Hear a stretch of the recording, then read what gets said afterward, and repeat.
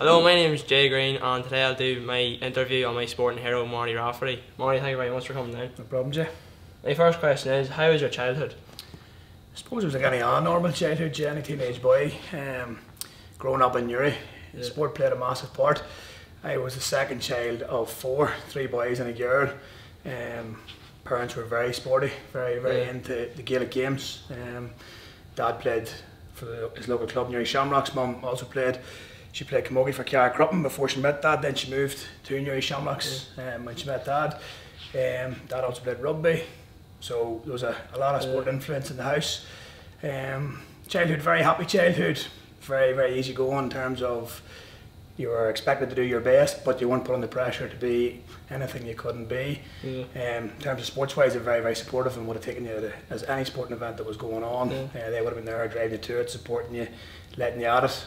Never would have been too critical unless you maybe get sent off or overstepped the mark. But I suppose very loving, very supportive house.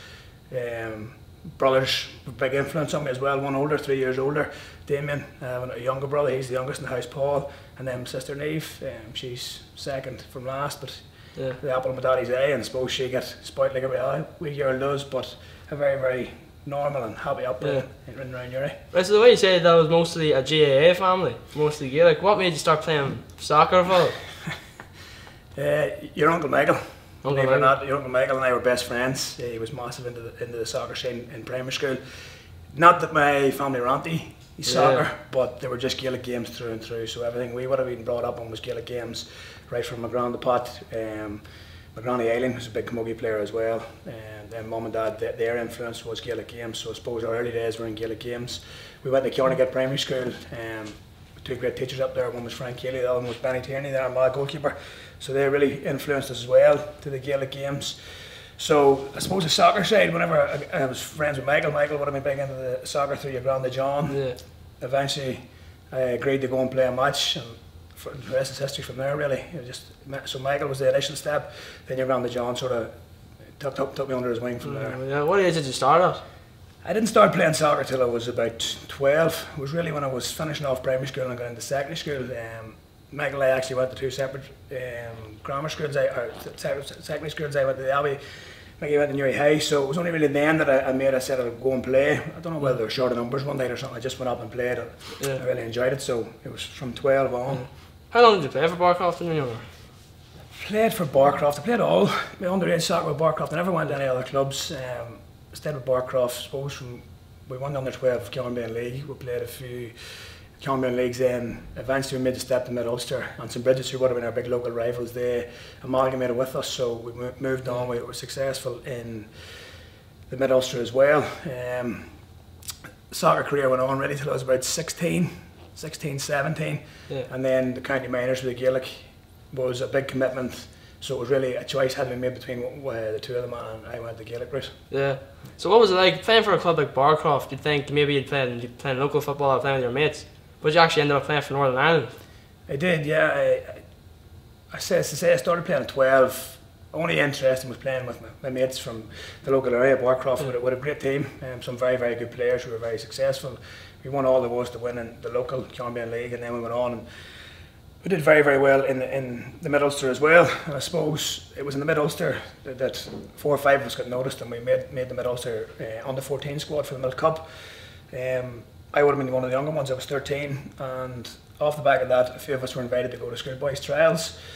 Was lucky enough to get picked to represent Northern Ireland for a year ahead of myself, and then I played the next year as well. So it was great. It was great experience to go and play with other fellas from Derry and Belfast and places like that, and we got to travel all over Europe, which was a very good experience. So I suppose I got opportunities there with the soccer that I wouldn't have got with the Gaelic. Yeah, well, you're saying there about travelling. Even Barcroft went to Italy and actually won the cup over there.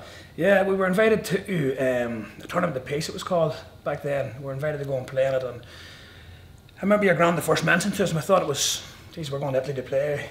Didn't actually think it was going to happen, but your granddad mentioned this then, it eventually fell into place, and your granddad and Mickey McGuire took a squad of us over to, I think the place was called San Salvo in Italy. Yeah. Went over with no expectations. We were playing against teams that you would have known. There was Hadzik split, there was a couple of teams from Russia, an Italian team, and really we were just a small team from Northern Ireland who went over, and we really went for a holiday, if I'm honest. We prepared well, the ground had us prepared well, but we went over for a holiday just to represent Barcroft, to see how it went, and the tournament was very successful. We ended up winning it. Yeah. It was a great experience. That's very good. Do you think the manager, John, obviously my granddad, so I'm going to be a bit biased, but do you think he had a big impact on you? He had a massive impact on me, yeah. As I say, the main influence in getting me to play soccer would have been your Uncle Michael.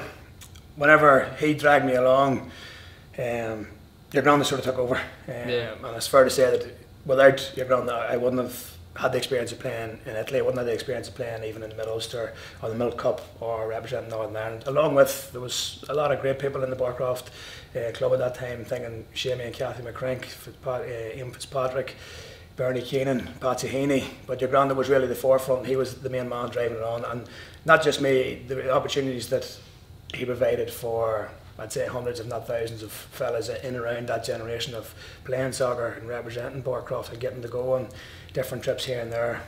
Then we went to Leeds, went to Manchester, went to Bolton, we ended up in Italy. So yeah, your granddad was a massive influence. Yeah, do you think, out of all the things that happened for Barcroft and Northern Ireland and your GAA career, now you're managing Shamrocks as well, what would you say is your sporting highlight? Sporting highlight for me, it's probably a strange one, Jay. I know I played the schoolboys for Northern Ireland, got to play on Skye with Victory Shield, played the combined Murray's Farring as well in the Gaelic, but probably my sporting highlight, and it was always a dream of mine, was to represent Newry Shamrocks at senior level. So it's, people might look at you and think, you know, you've achieved a few other things, but no, my biggest sporting highlight was probably the first time that I was asked by DJ Kane, would have been my idol growing up, successful Gaelic footballer. He played for Newry Shamrocks, played for Down, and he was a senior manager at the time when he asked me to join the senior panel in '99. So that was probably the proudest moment, was the first time that I was asked and the first time that I represented Newry Shamrocks. Then later on, I got the captain of the senior team in Newry Shamrocks again, which was a very proud moment, which meant an awful lot. I know it meant an awful lot to my mum and dad, and now, as you say, I'm back and I've taken on the reins along with Marty Tumbley and managing the senior team. So it's sort of gone full circle now, from your dreams of playing for the Shamrocks to now managing them, and the pressures that go along with that. Yeah, and then my final question is, what's the best bit of advice you've ever gotten from sport? I suppose the best bit of advice that I ever gotten was to enjoy it. Enjoy it, because your playing days don't last for that long. And if I could turn back the time now, I probably would love to go back and do it all again and play everything the way that we did. But the advice that I got was to enjoy it and give everything that you had all the time. There was none of this holding yourself back to try and play in the next game the next week. I think it was every time you're on the field, just go out, give everything you have, see how you go, and if you win, so be it. But as you probably know yourself, in sport you have more bad days than good days, and you can't win. You can't always win. But I suppose, looking back at my soccer days, I don't remember any defeats. I don't remember losing. I don't remember draws. I don't really remember winning either. It's the days that being in places like Leeds or Manchester or Italy, or being on the bus going down to the Mid-Ulster, or being in hotels with the Milk Cup squads and things. They're probably the things that I enjoy, that I remember most of it. They were probably the most enjoyable ones. So the advice to go out and enjoy it was very, very sound advice. In terms of the Gaelic, again, you can't have all good days, and probably in Gaelic I've had more bad days than good days. But you go out and you give everything you have, and at the end of the day, you shake hands with the man you're marking when you come off the field. And if you've given everything you can, then you'll be proud of yourself and you can be proud of your efforts. But I suppose the advice that I would give is to remember that only one team can be successful if you're in any league. So you're going to have disappointments, but just to go out and enjoy it as much as you can, because your playing days don't last that long. Yeah, perfect, Marty. Thank you very much. That's my interview over.